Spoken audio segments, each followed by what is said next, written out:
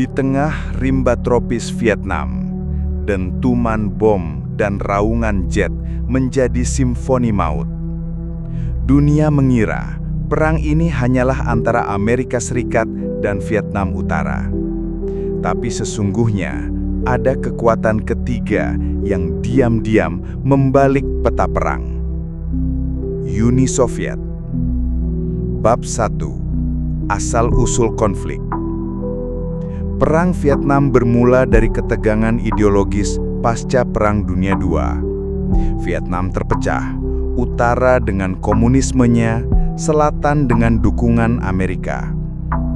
5 Agustus 1964 menjadi titik balik. Amerika memulai serangan udara ke wilayah Republik Demokratik Vietnam, menyusul insiden Teluk Tonkin. Dalam waktu singkat, AS meluncurkan operasi Rolling Thunder, kampanye pengeboman besar-besaran terhadap Vietnam Utara. Tujuannya jelas, melemahkan kemampuan logistik dan militer Hanoi. Tapi AS tidak hanya menghadapi Vietcong atau tentara rakyat Vietnam. Di balik layar, kekuatan militer terbesar dunia saat itu, Uni Soviet, mulai menggerakkan langkahnya. Bab 2. Strategi diam-diam Soviet. Moskow tidak tinggal diam. Mereka tahu, jika Vietnam jatuh ke tangan Amerika, dominasi komunis di Asia Tenggara akan runtuh. Maka dimulailah pengiriman bantuan berskala besar. Lebih dari 5.000 senjata anti pesawat, 2.000 tank, 120 helikopter, dan 500 pesawat tempur dikirim ke Hanoi. Tapi bantuan yang paling menentukan bukanlah mesin perang, melainkan manusia. Sekitar 10.000 spesialis militer Soviet dikirim secara rahasia. Mereka datang tanpa seragam, tanpa dokumen, dan tak pernah diumumkan secara resmi. Mereka adalah teknisi rudal, operator radar, pilot, pelatih, hingga pelaut intelijen. Mereka adalah bayangan di balik bayangan. Bab 3. Perang dari langit. Langit Vietnam menjadi saksi duel mematikan antara teknologi barat dan strategi timur. Amerika mengandalkan F-4 Phantom, pesawat jet tercepat dan tercanggih saat itu. Tapi Soviet punya senjata andalan, sistem rudal S-75 Dvina. Para spesialis Soviet tidak hanya melatih, tapi juga mengoperasikan sistem ini bersama personel Vietnam. Pelatihan dilakukan hingga 14 jam sehari. Mereka tidur di kabin logam panas tanpa ventilasi, duduk hanya dengan celana pendek dan pelindung kepala. 24 Juli 1965, rudal Dvina menambak jatuh pesawat Phantom pertama. Tanggal itu kemudian dikenang sebagai Hari Pasukan Rudal Pertahanan Udara di Vietnam. Selama konflik, hingga 2.000 pesawat dan UAV Amerika berhasil dijatuhkan. Bab 4. Perang dari laut. Tak hanya di darat dan udara, peran Soviet juga hadir di laut. Armada Pasifik Soviet mengerahkan kapal mata-mata yang menyamar sebagai kapal ikan. Dari sana, mereka memantau pergerakan kapal induk AS dan menyadap komunikasi udara antar pilot. Perwira Yuri Maksimov mengenang, "Kami berpura-pura memancing, tapi setiap kali jet Amerika lepas tangkap, kami kirim sinyal.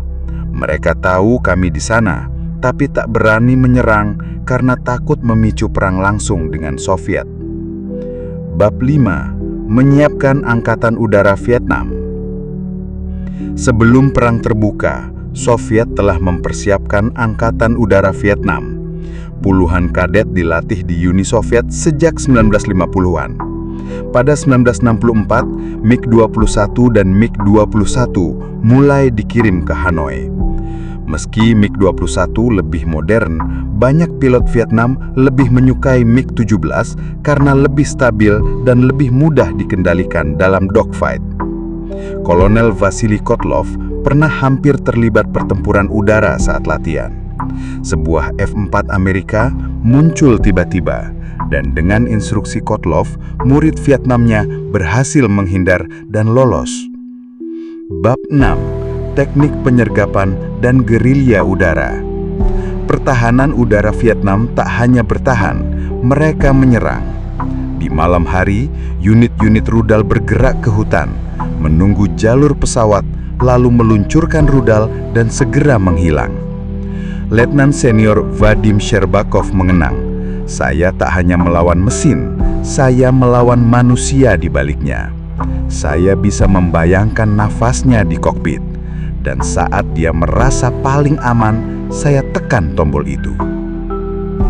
Bab 7. Biaya perang dan warisan senyap.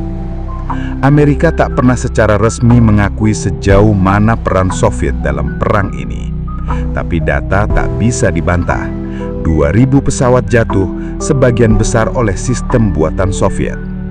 Para personel Soviet kembali ke tanah air tanpa medali, tanpa penghargaan publik. Tapi bagi Vietnam, mereka adalah pahlawan tanpa nama. Vietnam Utara bertahan dan pada akhirnya menang.